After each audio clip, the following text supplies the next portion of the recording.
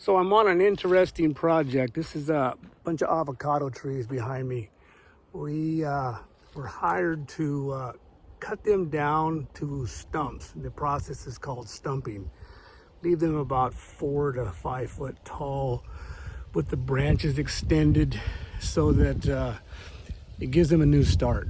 As the trees get older and maybe kind of weak, tired, in this case, I think it has to do with soil. It's really close to the ocean and the soil's real sandy. Other cases, they're just too big and they need to be made smaller and start over. So we have about 2,000 of these trees behind me, and they're in the neighborhood of 12 to 15 foot tall. Pretty small for the ones I would normally consider doing this with. But there's no fruit on them, and the farmer wants to cut them all down and start them over. So I'm going to show you what they look like prior to being cut. Let's see, they're pretty good sized trees. They're above my head. I stand up next to one, you can see it behind me. So they're probably another 6 feet above my head. Not really big limbs, these are kind of small. And I don't know if anybody's an avocado farmer out there. They look kind of sparse. The leaves are all tip burned, which indicates some soil problems. Anyway, what we do is we cut them down, we stack the brush in the middle of the row, and then when we're finished, they look like this. So here's a section that's all finished.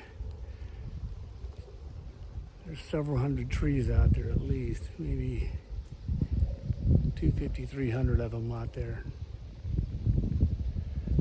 So this process is called stumping, and the new toy I got to chop up the brush is coming up next.